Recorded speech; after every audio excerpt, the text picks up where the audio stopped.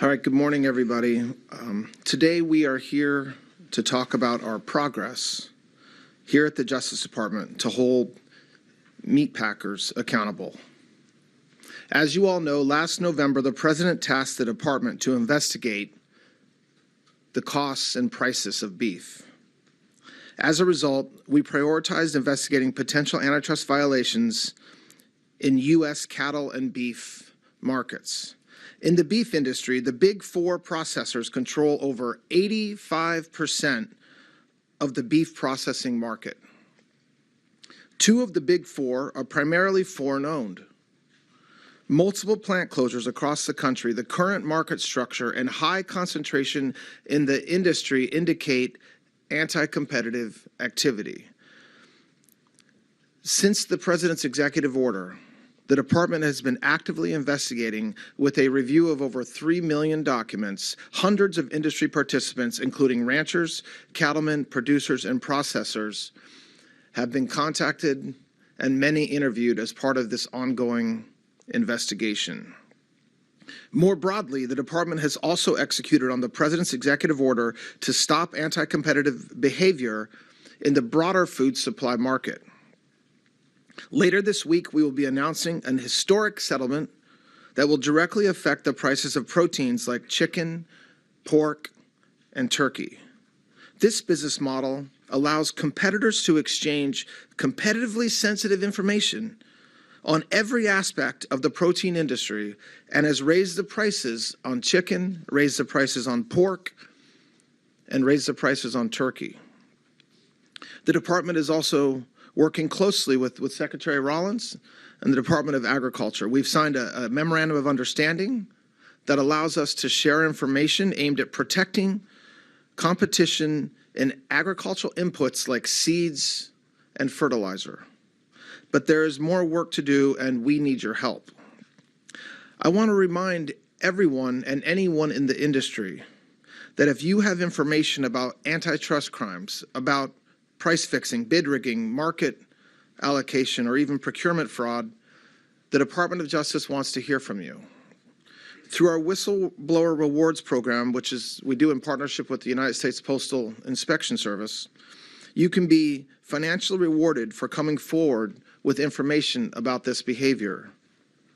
Just to put a fine point on it, if the information you provide helps us secure a criminal penalty in excess of $1 million, you can be entitled to recover and receive 15 to 30% of the money that we recover.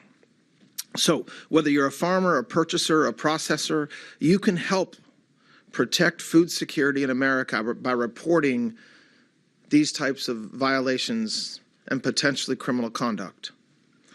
We will use every law enforcement tool available to help reduce food prices and vigorously enforce the antitrust laws to ensure every aspect of the agricultural industry competes on a fair playing field. Now I would like to introduce our great Secretary of Agriculture, Secretary Brooke Rollins. Thank you. Good morning, everybody, and a very hearty and vigorous thank you to our Acting Attorney General. He's only been on the job for, I think, a couple of weeks at this point, and the moment I called and asked for his time and his focus and his team's effort on this issue facing our country, without hesitation, Todd, you said we're all in at the Department of Justice. And so here we are today and just couldn't be more grateful. I've got a couple of larger comments to put this in context. Then I know my great partner, Director Peter Navarro from the White House, we've worked together a long time, has some thoughts. And then really the stars of the show are our ranchers who are here from Colorado, from Texas, from the West, from Idaho, and they'll have a couple of thoughts too. And then I think we'll take a couple questions at the end. Again, what an honor it is to be here alongside Attorney General Blanche. Thank you for your strong leadership, and of course the incredible Peter Navarro, our Director of Trade and Manufacturing Policy, also joined by several members of the ranching community. Todd, Peter, and I each serve the American public in different capacities across the executive branch at the pleasure of our boss, President Donald Trump. But we are united by a single mission to protect our great American farmers and ranchers, the American way of life, and the American consumer.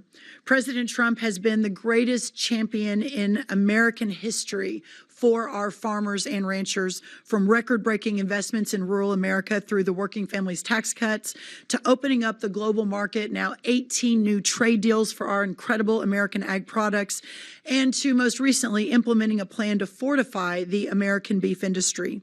And these efforts couldn't be more timely for America's ranchers, who are seeing a historic low herd size. This morning, I'll talk a little bit about and summarize that herd size crisis facing our ranchers, but how the ongoing investigation into our Big Four packers, what that means for the larger policy context, and certainly what it means for national security. Let's begin with the herd size. As of January 1st of this year, we have about 86.2 million head of cattle and calves in America. That is the lowest since the 1950s, and this year we're looking to be slightly down again. In the past decade alone, we've lost over 17% of our cattle ranchers. More than 100,000 ranches across this country are no more. The low herd size inherited by the Trump administration can be attributed to a variety of factors. The biggest one, at least from our perspective, is the radical left's ongoing assault against ranching as a way of life. For years, they used climate alarmism to wage a war on cattle in America. And when you pair that with droughts, wildfire, overregulation from previous administrations, and volatile markets, this is how we have ended up here today. Growing the herd size is an immediate problem in need of solutions, and we've already begun implementing across the government and into the states how we're going to solve for that. And we'll talk more about that as we move through the week. But already on the grazing allotments, we've opened up millions of acres in the West. We unveiled our new product of the USA, which is catching like fire across the country in a good way, labeling meat and poultry and egg products as actually born, raised, harvested, and processed in America, which is a new rule. Expanding the grading pilot program to include 88 facilities in 32 states, that's smaller processors. Reducing holiday and overtime inspection fees for small processors. Of course, encouraging our child nutrition programs. You all have heard me say over and over, USDA spends $400 million every day on 16 nutrition programs, incentivizing those programs to purchase locally grown, processed, harvested beef. And then, of course, Bobby Kennedy and I, with our new dietary guidelines, underscoring the importance of meat, among other actions, in eating real food. So we are making big change to keep incentivizing the growth of our cattle herd and to get out of this current situation we're in. However, and this is the second part of what I want to talk about today, the consolidation in U.S. meatpacking has led to just 4 meat packers: JBS, a Brazilian-owned company, Cargill, Tyson Foods, and National Beef, another Brazilian company. Those 4 companies monopolize about 85% of the U.S. processing market today. But it hasn't always been that way. The rate of this 4-firm control has accelerated since the 1970s. According to USDA data, concentration for cattle slaughter of these 4 was only 25% in 1977 and jumped to 71% by 1992.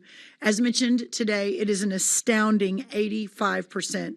Notably, these 4 firms now own together more than 70 subsidiary companies today. They don't own them together, but in total, there are 70 subsidiary companies that are owned by these 4. This has led to a frightening landscape for cattle ranchers. Industry consolidation reduces options for our ranchers looking to sell their cattle. It weakens their negotiating power, and it risks reliance upon a single buyer.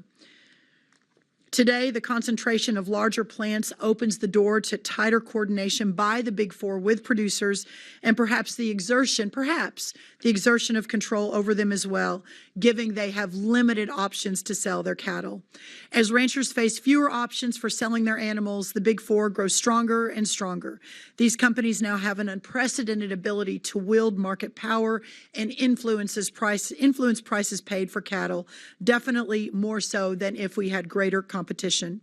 On top of that, half of these meatpacking giants, including the largest meat packer in the world, are either foreign owned or have significant foreign ownership and control, making them a threat not just to our cattle producers, but a threat to America itself. And as time has gone on, it becomes more and more clear that food security is truly national security.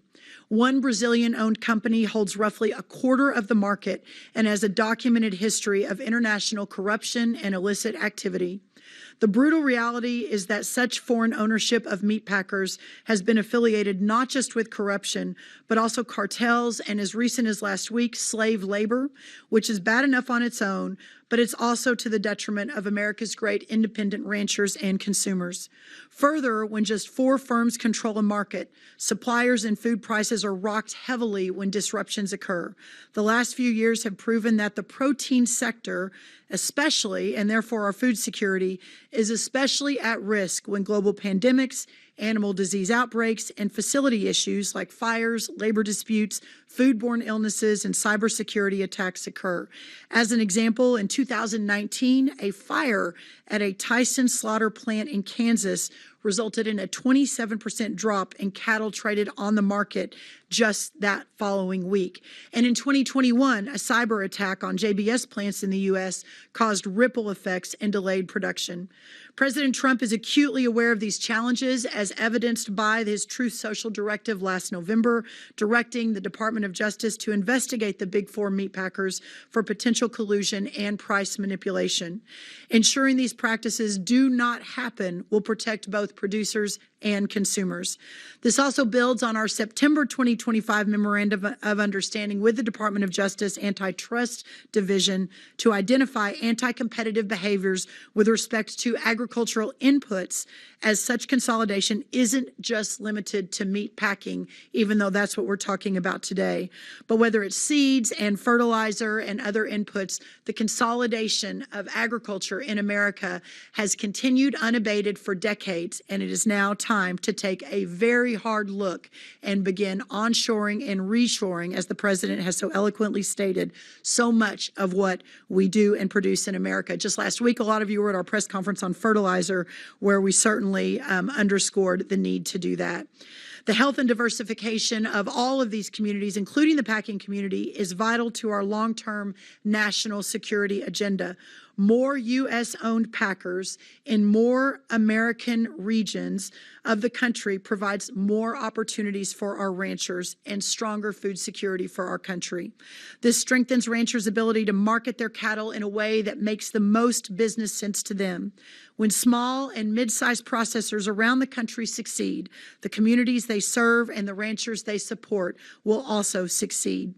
In closing, I want to reiterate that these efforts are part of the Trump administration's larger plan to make America great again and making agriculture great again. When small and medium-sized packers have a chance to compete and thrive, the cattle herd regains its former strength, and Americans across the country will gain. God bless our great farmers, our ranchers, our producers. God bless our incredible boss, President Trump, who's willing to bust the status quo whenever he believes it's the right thing to do for our country. And certainly there's been no greater partner alongside that effort than Peter Navarro, Director Navarro.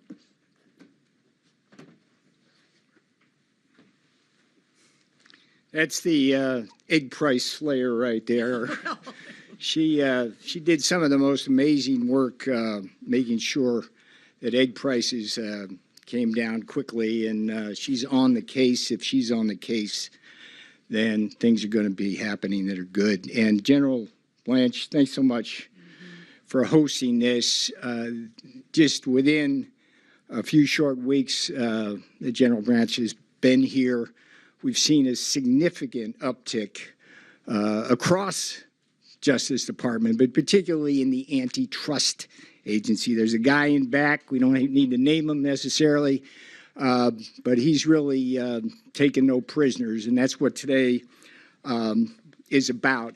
At the White House, there is no more important war on the economic front than the war on inflation, or what the Democrats use as a buzzword, affordability. The irony, of course, there is that much of the inflation that we inherited originated from actions like them. One of the biggest problems we have is inflation in beef. Inflation in beef. And one of the reasons has to do with just the way nature has been for the last decade or more. Drought has been a very big problem. There's not much we up here can do about that. But there are policies, for example, the withholding by the Biden vegans of literally millions of acres of grazing land. And we are swiftly moving that back in to help lower costs. But the biggest thing in my judgment that we're suffering from, particularly in the beef market, but also General Blanche mentioned chicken and turkey and pork, is industry concentration. Both General Blanche and Secretary Rollins have alluded to this 85% control. I'll give you the nerd view as an economist who was in antitrust for a while. There's this thing that the four firms is a magic number. It's the four-firm concentration ratio that's been enshrined in Justice Department doctrine for decades. And it basically says when you approach even something like 60%, you invite collusion, either explicit or tacit. And that's not only the problem we have here, it's that half of the four are Brazilian. Half of the four are Brazilian. And in my tariff world, I remember vividly just recently when the president put tariffs on Brazil because of actions they were taking which were harmful to the American people. What happened? The beef lobby, represented by the Brazilians, quietly threatened the White House. And we saw beef that should otherwise be on the counters sold in American grocery stores going where? China. So it's not just price gouging and price fixing we have to worry about. It's also the influence of foreigners on our supply chain and the national security issues that are associated with that. We cannot tolerate that. And so General Blanche alluded to a settlement coming up this week. I can tell you that there's supposed to be a trial in Minnesota this week. It's a company called AgriStats. What is AgriStats? This is like the mathematician's worst nightmare in terms of monopoly behavior. Basically, what the companies in this concentrated industry were doing was individually sending in data on everything, consumers, production, everything in between. And what did that computer do? It spit back what the monopoly price should be. Justice Department said, no more, no mas. That's not going to happen on our watch. And that case, I believe, is going to be settled well or at trial in a way which not only will take care of that problem, but implicates some of the bad actions that we've seen by the two American companies, Tyson's and Cargill, and JBS on the Brazilian side, along with National Beef. Although I hasten to add here that the Brazilians are far more of the problem. And it's complicated by the fact that the Brazilians, particularly JBS, hands out millions of dollars to our American political system like it's candy. And the rate of return they get on that would make a Wall Street hedge fund blush. And we got to put a stop to that. And you're going to hear from the ranchers at the front lines what they've suffered. I can tell you that a small herd and a high concentration ratio are a recipe for exactly the kind of beef inflation we getting. The last thing I want to mention, General Branch alluded to the whistleblower program.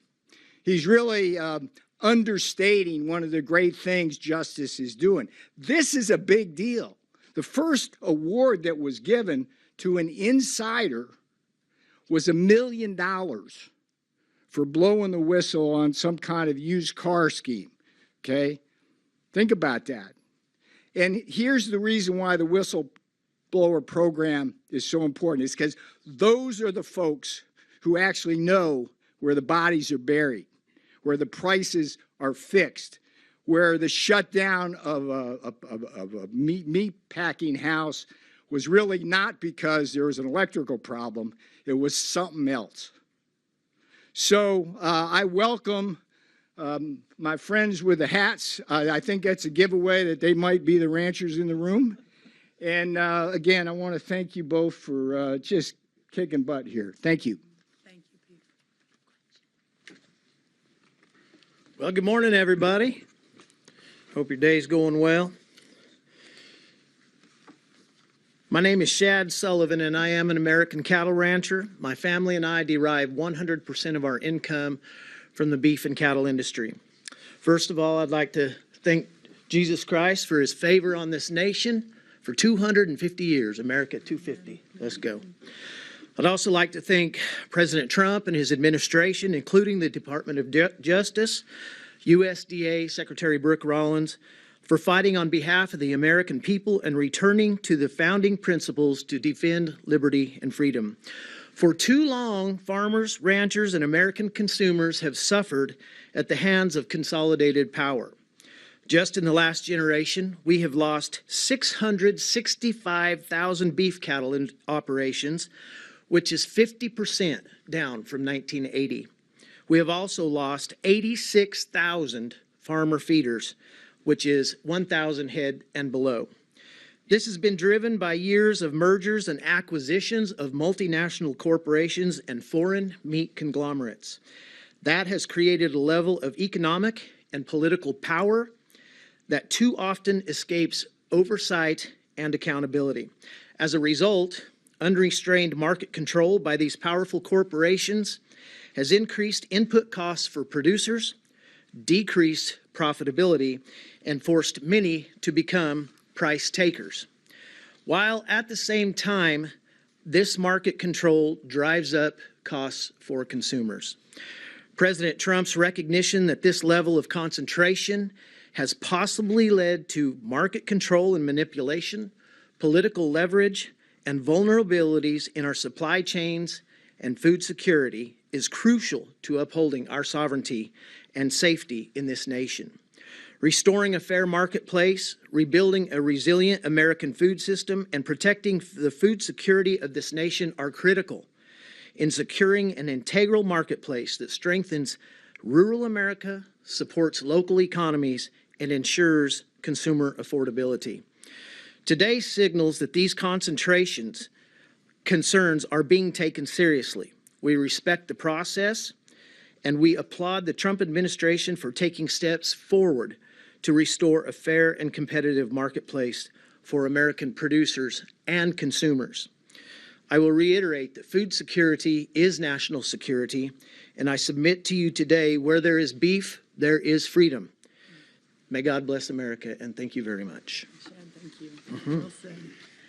Well said. Shad is a fifth-generation rancher with ranches in Colorado and Texas.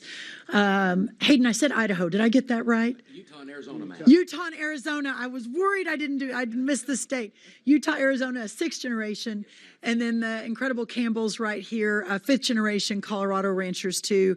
They represent tens of thousands of some of our greatest Americans across this country. And we're just so proud to represent you and hopefully make some good change for you all moving forward. With that, we'll take questions, hopefully on topic. But yes, go ahead. If you'll introduce yourself as well. Leah Nyland from Bloomberg.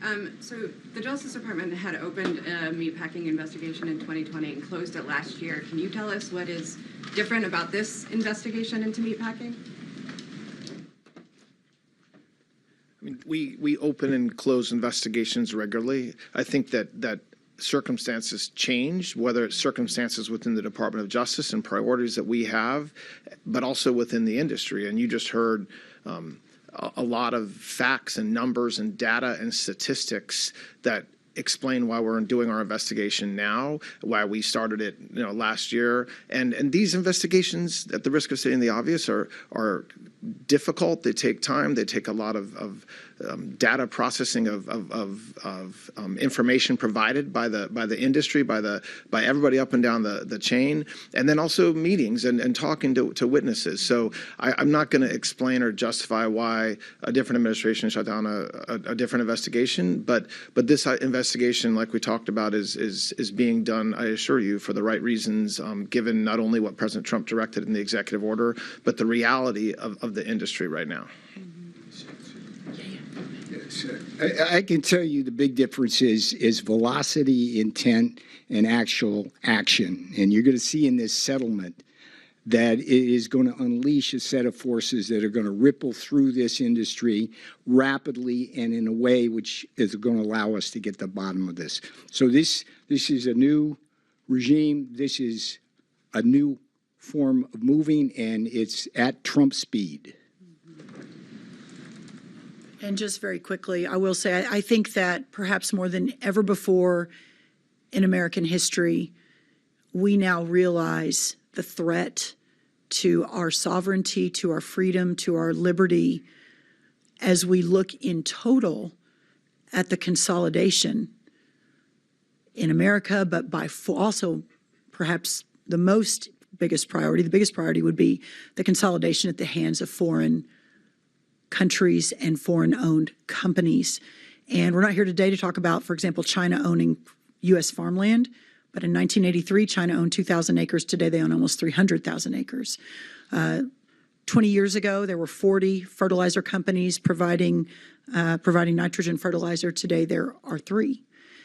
Seeds, the same. It is a national security issue, and at the same time, we're losing thousands of these producers every year. So I think when you take all of that in total, you take an extremely aggressive president who wants to stand by rural America, return prosperity to rural America, stand by his ranchers and his farmers, make sure that we're doing everything we can to keep that way of life alive and vibrant and vigorous. I think that would explain why we're doubling down today.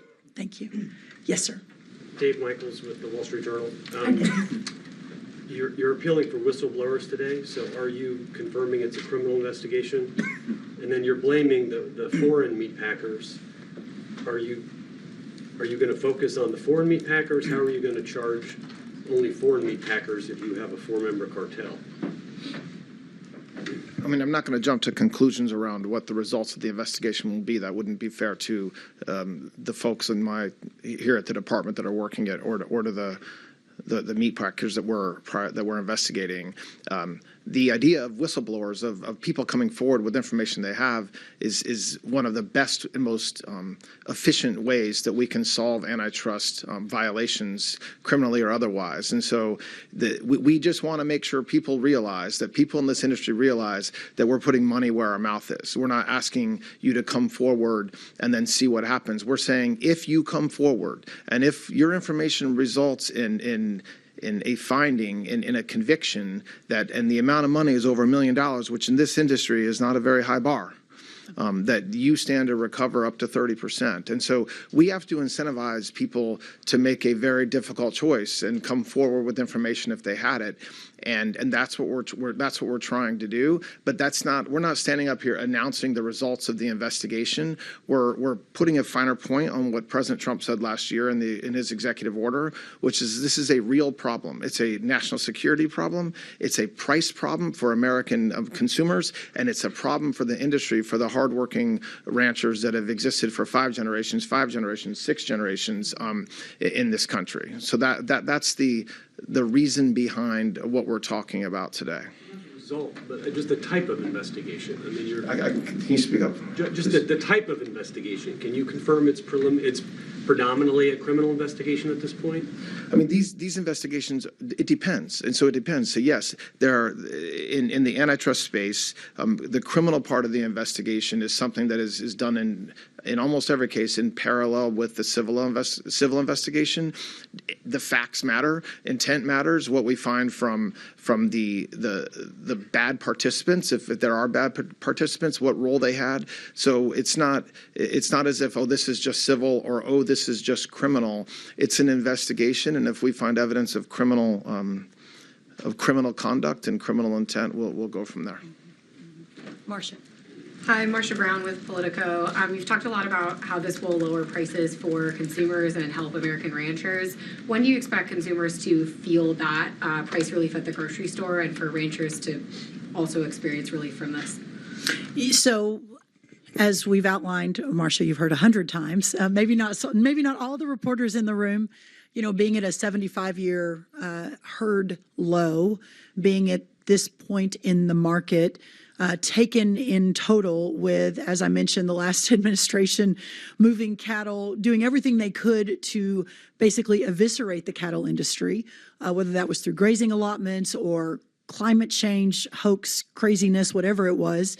On top of that, you have the droughts. Even in Nebraska, the fire they just had was in rural Nebraska, so it didn't get as much press as a lot of these wildfires do, but it was the biggest fire in Nebraska history, the 9th largest in American history, and we're not really talking about it because it was in rural America, but what that does to those ranchers. So all of that taken in total, combined with obviously the screwworm south of the border, we've had to keep the ports closed to make sure that stays out, which, thank the Lord we've been able to, against all models showing it would be here last year. But you marry that to this effort and the long-term infrastructure that we are building in order to mitigate this sort of thing from ever happening again. Marcia, I wish I had a crystal ball and I could tell you, we do believe that prices are going to start coming down this summer based on opening up the allotments, putting more money into mid-size and smaller processors, incentivizing our ranchers, and instead of slaughtering to keep their heifers, et cetera. I'm getting way into ag stuff now, but we are hopeful that those prices will start coming down this summer, this fall. But again, this is a massive, complicated policy challenge that we're working to fight every single day and solve for. So thank you. Yes, ma'am, and then we'll go to you in the front. Hi, Kushita Vasan from MLEX. Could you talk about how close you are to filing a lawsuit, and have the companies been cooperating? Have you seen delay tactics? Have they been destroying documents? So I'm not going to talk about timing because I don't have an answer. If I had an answer, I would share it with you. But just to understand that there is a lot of work that's been done, and there's a lot of work to do, and we are moving as quickly as we can. And I think that you've seen antitrust investigations in the past last more than one administration sometimes, and so go on for years and years and years and years. And there's things that we can do in the department to make sure that doesn't happen here, whether it's just making sure that subpoenas are responded to on time, making sure that we have the resources that are devoted to these investigations that should be. So I will tell you we're doing that. So we are. This is a priority. It has been a priority, but we're not in a position where I can say, hold your breath. It's coming forward. But that's not to say that we're in it for the very long haul. We're not. These companies are foreign-owned. There's a risk that they might be destroying documents or not playing ball. Have you seen any delay tactics, or have they been just, not turning in documents on time? The nature of this investigation would not allow me to talk about what we've learned in that space. So if there's a time when it's appropriate to bring charges, or if there's a time when it's appropriate to make an announcement about not bringing charges or what we're doing, we'll do that. But it's these investigations, and you can look back over history and see the meaningful antitrust investigations that have been very successful to the American consumer and the American businessman. They do take time, and it's not the kind of thing where we can provide updates along the way that will satisfy the folks that are saying, hey, President Trump issued that executive order last year. And that's one of the reasons why we thought it was appropriate to be here today, to make sure that everybody knows that this is something that we're working very hard on. Unfortunately, I can't accompany that with details about the investigation beyond what we've already said. Yes. Let's remember that meat is also chicken, pork, turkey. There's also fish as a protein. And when you do things like General Blanche and Secretary Rollins are doing in this space, these folks are now aware, and they're going to be hypersensitive to any kind of things that they might pull. So you might expect at the margin, beef's the hardest because of the conditions, but across the meat and other issues of the ag sector, they're going to start behaving better. That's not going to forgive what they've done in the past, but these kind of actions create benefits in and of themselves as the investigation goes forward. Thank you. We'll do one more. Yes, sir. Yes, Jerry Hagstrom from the Hagstrom Report. Is your goal to get these companies to break up to create more companies? And do you want the Brazilians to sell their interests to Americans? I think, Jerry, the goal is to preserve a way of life of rural America, to ensure that our food security is absolute, that the importance of being able to feed ourselves in this country and not to rely on other countries is, again, it's absolute. And back to our founder's vision 250 years ago, and that this president, I believe, has revivified in such an incredibly remarkable way, is putting America first. And what that means is putting all of it first, but from my lane, making sure that we can feed and fuel and clothe ourselves. And these other countries are playing the long game. They've got a 100-year plan. And, you know, we're arguing, until this president, we're arguing over who should go in what bathroom and certain, you know, things that in the long run don't necessarily solidify America and our national security. And so that's how important this is. I don't want to answer those questions specifically because that's the importance of this investigation, to fully understand what we're facing, what it looks like, and what we need to do to ensure that our ranchers and our farmers and our agricultural community have everything they need, and that we also are able to reverse this trajectory of smaller and smaller producers in the country. I think that the MAHA, the Make America Healthy Again movement, is such a big part of this as Americans begin to understand the importance of eating real food. Of course, the real winners in that are all Americans as we move back towards a healthier population, but also the other winners are our farmers and ranchers, who will be the ones providing the real food. And let me just finish with this. I was on a call on this issue about a month ago. It was with some smaller meat processors in North Dakota. And one of them, and very small, one of them said, you know, for $60,000 low interest loan, I could add a grinder to my very small processing plant in rural North Dakota for $60,000, a loan from USDA. And what that would allow me to do is go from processing 1 head a week to 6. And again, processing 6 head a week is not going to feed America or feed the world, but what it will do is feed a community.